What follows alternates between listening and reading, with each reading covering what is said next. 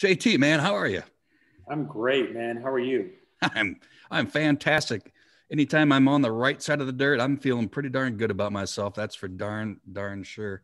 Well, hey, Like, here we are, Breaking Business Barriers, episode number 92. And I can't wait to introduce our guest. Talk about an adventurer at heart, and I mean that. And he will tell you a little bit more about his business that he's owned since I think 1994, if I'm not mistaken. And he's been in the business of really showing people what the world is all about, literally the world. And I think it's pretty cool. He's lived and breathed it most of his life, born and raised in California. But let's say thank you to our previous guest, Doug Stamen, great business owner. He, like Dan, had to pivot in 2020 with that something called COVID. Doug Stamen, owner of In Your Face Apparel. If you didn't hear it, you can always jump on to your favorite podcast platform and or go to YouTube and check it out. Dan, thanks for joining both JT and myself. How you doing? I'm doing great, and thanks for having me. I was excited when you invited me. We met, it's been a little over a year ago, I guess, and we talked about it then. So great to see it kind of come to fruition. We did, and we met on our way to prison, and I've mentioned that adventure that both you and I took together. It was an eye-opening experience, no doubt about it. But we met some fabulous people, some of which have been guests, including you now, on Breaking Business Barriers. All right, so born and raised in California, you find yourself, well, I know it's a beautiful state. Where's home today? So I'm in Billings, Montana. Loving it?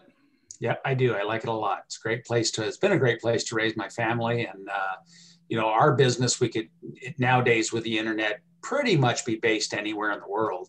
And Montana's been just a really good home base for us. It's a beautiful state. And for those that don't know, visit, just like my home state of South Dakota. Spectacular place to visit and different things to see, great people, all of that. Well, Dan, how about first and foremost, where can our listeners find you on social media? Oh gosh, pretty much everywhere. Instagram, austinadventures.com, or excuse me, Austin Adventures, Facebook, Austin Adventures, all the usual haunts. So just, Google Austin Adventures and you'll find us everywhere. Yep, the web page bounces up all the way to LinkedIn and then all the other socials. Yep. So that's pretty cool. So Dan, how about telling our folks a little bit about your bio, from how you got into what you're doing today? And now you've been doing it for a better part of 26 years, I guess, if my math isn't. While. Yeah. I mean, it seems like I've always been drawn to hosting people on adventures, even when I was a kid. I mean, literally, I wasn't getting paid for it, but I remember even growing up in California, I'd take buddies out to one of the lakes fishing or hiking or whatever. And then as soon as I got out of high school, I moved up to Alaska. It took me 2 years to get there, but I moved up to Alaska. Started a little rafting company, did a lot of fish guiding and stuff. It wasn't my job, but again, everybody wanted to come visit me in Alaska. And so when I had an opportunity, and we'll share a little bit more about that in a bit, but when I had an opportunity to get into this business, it just seemed like a really natural fit.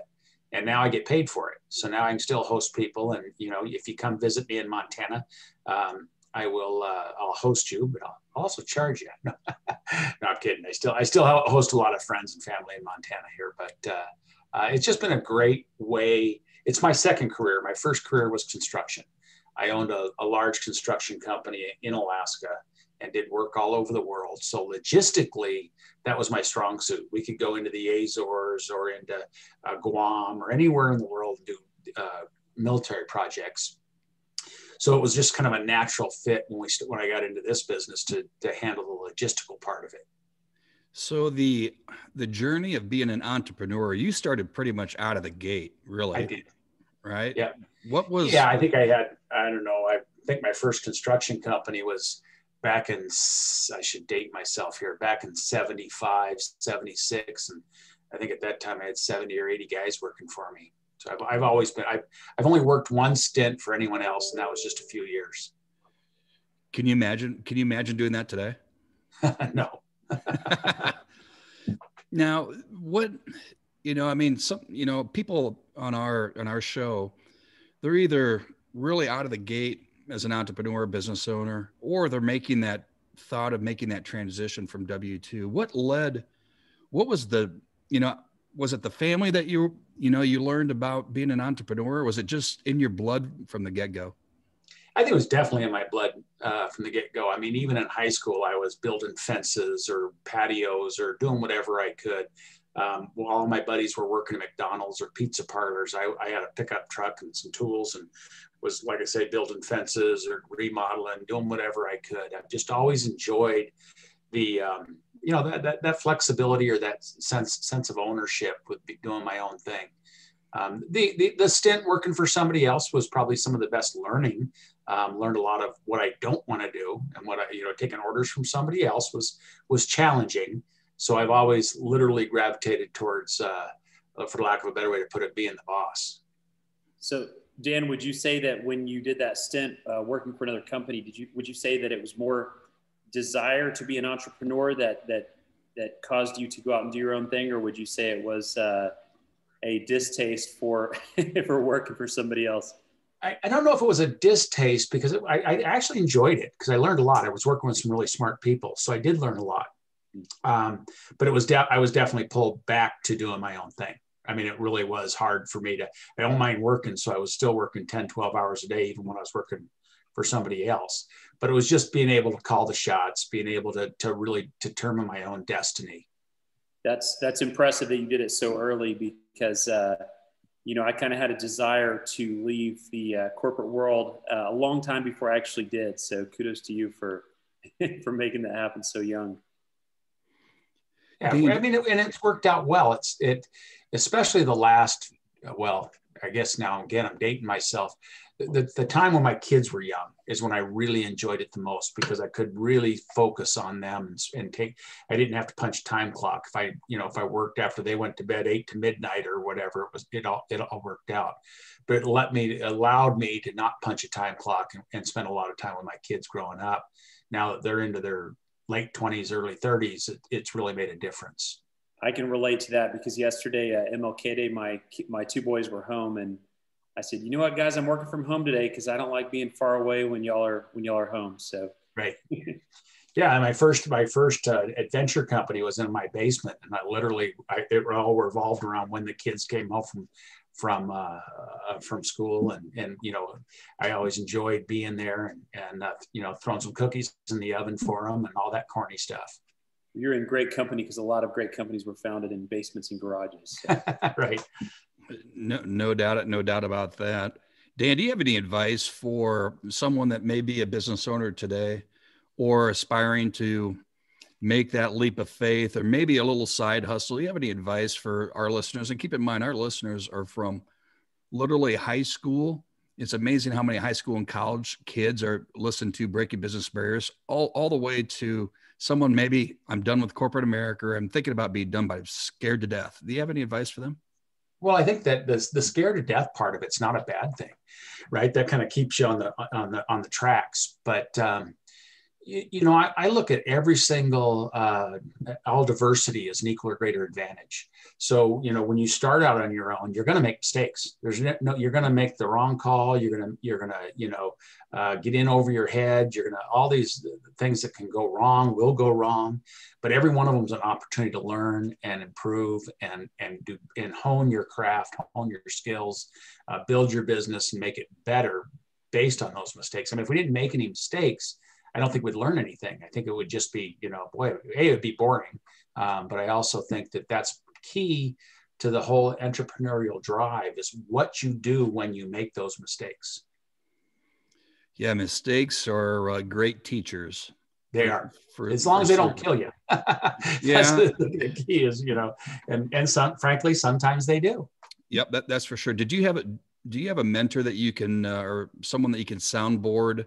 You have a mistake or something just, punched you in the chin. Is there someone that you can pick up? It's funny. I've had the same mentor for, probably close to 20 years now. And his focus, or at least just how we've kind of grew up or gravitated, it's not so much on the business side of things. It's on how to be a well-grounded human, right? How to be, how to be a good person, and because all that trickles down and equates to your business and how you deal with your customers, how you deal with your employees. So where I really found great support is in that, how do you be a better person? How do you be a better, individual, care about others, and do the right thing? So that kind of has been my mentorship. On the business side of things, actually very little. I have had to learn a lot by mistakes. That's interesting you say that. And I think each one of us has someone that we can maybe pick up that phone or walk across the room. It might be a spouse, or it might be a best buddy that you can share, maybe air some grievances, or just, take the weight of the world off their shoulders. It's funny. I always joke that it seems like most of the mentors I know, what they get really good at is listening and then going, uh-huh. So basically it just allows you a sounding board, something to let your thoughts out, right? So yeah. I mean, you typically, that what's right, what's wrong, or the answers, or what you want to do better than anybody, because nobody knows the full story. But being able to just vent that is key. I love that concept of, in order to get better at business, work on your personal life. I tried a coach recently that, I explained that I was working too much and that, I needed to get better balance. And I'm not going to say any names, but they told me to start making more calls and smiling for dollars. And I said, no, that's the opposite of what I need right now. I need better balance. So I love that point that, work on your personal life and your perspective, I think, to do better in business. So. Yeah, you need that balance. I mean, you really do. And fortunately, in the adventure travel world, I mean, I could go on vacation with my family to, Peru and call it work. So I had a little bit of an advantage there. Well, you're doing what you love. And right. When you love what you do, as we've seen that all so many times, you probably are exactly the advertisement for that, Right. Yeah. And I mean, it's been a really good way. I've traveled the world with my kids and my wife. And so actually it has been an excellent, like I say, this is my second career.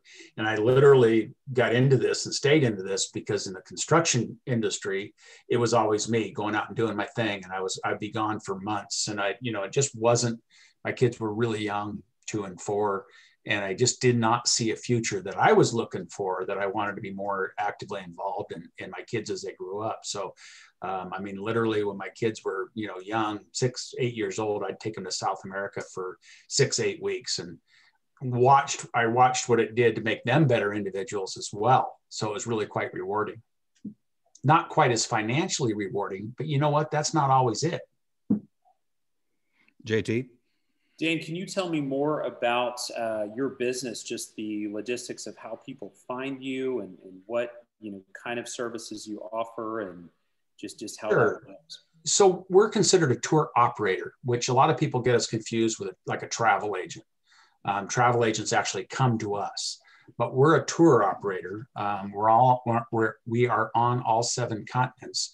So we have tours all over the world. And what we do is we build an itinerary.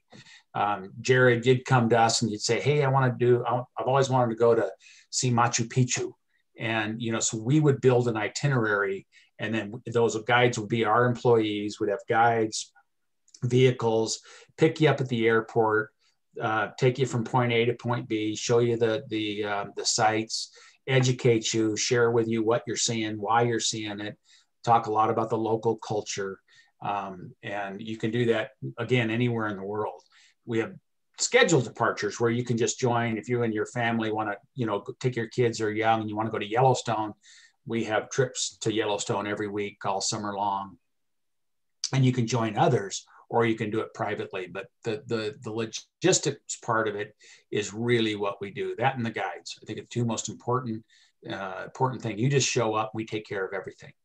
That's awesome. Well, I would love to plan some kind of a trip using you guys. One question, you mentioned Yellowstone. Has the TV show Yellowstone driven tourism? Has it caused tourism to spike in your area? You know, it's absolutely exploding, and I think it's a combination of a lot of things. Every time a movie or a show comes out like Yellowstone, yes, people see how amazing it is. They want to see it, but also, you know, COVID has been really interesting because people want to get out more so than ever.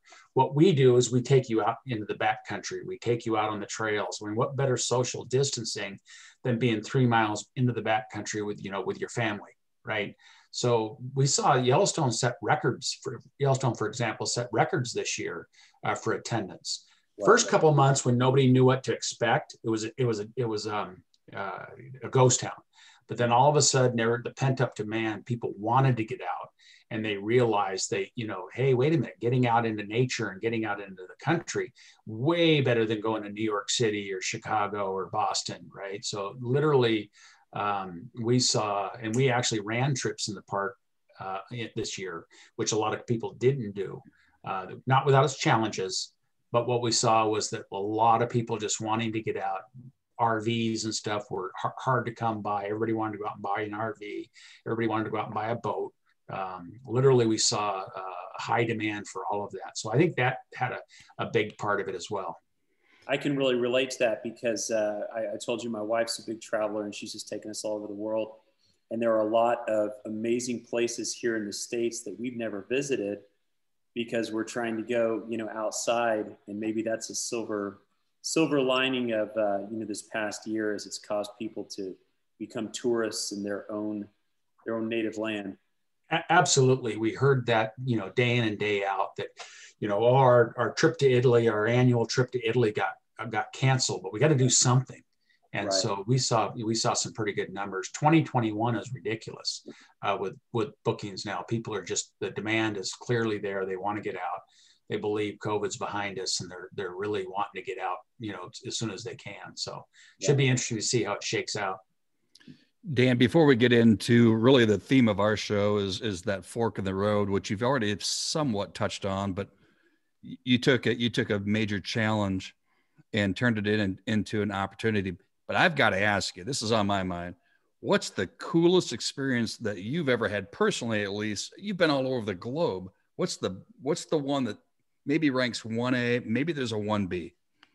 You know, I mean, that's a tough question because I am blessed. I'm fortunate and very thankful for the life I've been able to live because I have done, people tease me. I can say, you know, well, last week I was, you know, diving for sharks off the coast of Bora Bora, or I was surfing down in Costa Rica, or I was ashboarding on a volcano in Nicaragua.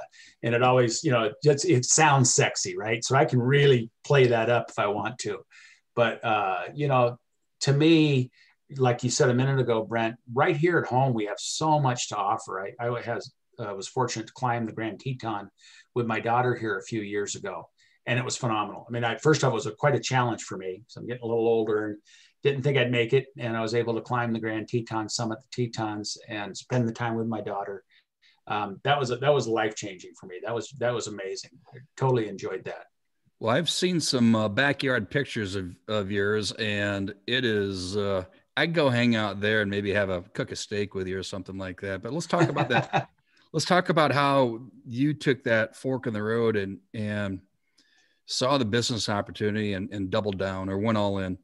Well, I'm going to keep it relevant to today, to what we're talking about now. And I could go back to when I made the decision to get into travel and tourism out of construction, but even more recently. So last March, when we really started seeing what was happening around the world with COVID, I had guest travelers in India. I had travelers in Southeast Asia. We're you know, trying to get everybody gathered up, get everybody home, trying to understand what was going on. A lot of tour operators were basically shuttering, not necessarily going out of business, but literally just, you know, laying all their staff off, 75, 80% of their staff, laying them off, and sticking their heads in the sand, for lack of a better way to put it. And I pulled my team together and we just made the decision that, you know, this is either going to, you know, kill us or it's going to define us. And so we set a course, a very planned course to actually have it define us. We created a communication strategy where we were going to communicate with our guests quit all the fancy glossy advertising and all the, marketing emails, and just really set a course of, good, honest communication. Hey, we don't know what's going on, but, and then look to embrace the travel agent community, is because they were having hard times. We agreed to run what trips we could, and with COVID protocols, and allow people to either cancel or join really whatever they had the stomach for. And it's turned out to be amazing. I mean, literally, we've gained significant market share. The feedback we've gotten from both customers that knew us and those that didn't know us, from the industry, has been really humbling. I mean, really, we're one of the few that said, yeah, it's bad. It's really bad out there, but it's going to, things are going to come back. People are going to travel. It's in our DNA. We have to travel. So we want to make sure we're prepared to do that. I actually took advantage of it. And, I've always struggled finding good help, and was able to find, with all the layoffs, I've picked up a half dozen new staff from all around the country.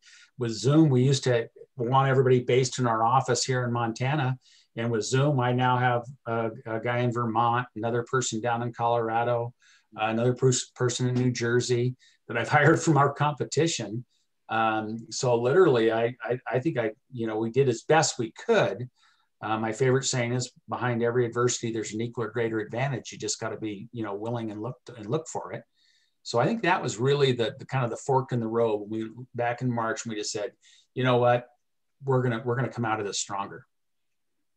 That is awesome. There are a whole host of nuggets right there, just in what you and your team did with, that fork in the road with that great big oak tree right in front of you, and you could either go left or right, and you guys, you plowed right through. That's what I was gonna say. I think we plowed right through the middle of it. Right? Yeah. I mean, it was scary. We talked about that a few minutes ago. I mean, it was scary. Where's the money going to come from? There was a couple of weeks there when we made the decision, if somebody wanted their money back, we were giving it to them. And a lot of tour operators didn't, and they ended up in lawsuits. We just kind of made the decision that the only policy was no policy. If you're not comfortable, would love you to, extend your plan on kicking the can down the road and traveling this year or next year. But if you're uncomfortable and you want your money back, we're just going to give it to you. So there's a few weeks there I was writing more checks than I was wondering how long the account I was going to be able to withstand that. And it worked out fine, but it was a little spooky at times. Had to be very difficult, but you just gained a whole bunch of clients for life doing something like that. Yeah, I think respect is the word. I mean, I think we really took a human approach, right? I mean, literally, I put myself out there. I was trying to literally, going into 2020, I was trying to slow down a little bit. And then when this came up, we just decided, you know what, we're gonna double down. And I made myself available. Every single person got my cell phone number. They got my email. They said, if you want to talk about whatever's going on, and I just made myself available to everybody we came in contact with. And again, I think we gained a lot of respect for doing that. Dan, I love that mentality of, just the way you pivoted, that, you didn't lay down and say, well, gosh, everything's going to crash down. You said, how do we, switch gears and actually ride this thing and continue to do well? It reminds me of the Warren Buffett quote, buy when other people are selling and sell when other people are buying. So I agree. Yep. Well, before we wrap up this episode of Breaking Business Barriers, tell us something that's going to crack us up, something that's going to make us giggle. Well, all the listeners. That's a tough one, but I think that I don't know if it's a funny story, but one of that is how I got into this business. Is I was in construction. I owned a construction company, and my wife talked me into going on one of these trips with a company. And I swore I would hate it. I told her, there's no way I'm going on a group tour with a bunch of people that I don't know, and they're going to tell me what to eat and where to sit and where we're staying, and it's all going to be organized. And I got the pressure from my wife to go on the trip. It was down to the Grand Tetons. We were biking and hiking and horseback riding and rafting, and it was the best week of my life. I didn't have to make a single decision. I got a flat tire on my bike, and some kid came up, fixed it, put me back on the bike and off I went. And so I ended up just amazed that I enjoyed it as much as I did. And I actually, if you remember, it's been decades, but remember the old Bic shaver guy that liked the shaver so much he bought the company. That's how I got into it. I ended up buying that company. I went back and approached them to see if they were interested in selling, and perfect timing. They were young couple. They were. And so me and a couple other guys bought that company, and that was my start. So I liked it so much, I bought the company. That's awesome. Awesome. And you love it even more today. Well, Dan, it's been a pleasure to have you join both Jared and myself on Breaking Business Barriers. What a fun story to hear. And excuse me, all the fun things that you get to provide for others. And I think that's probably the most rewarding part about it is we provide life-changing experiences. We're not selling aluminum siding, right? So that's what probably keeps me going. But, I appreciate you guys having me on today. It's been kind of fun. Like I say, I don't do this often, and it's kind of neat to get out there and to tell the story.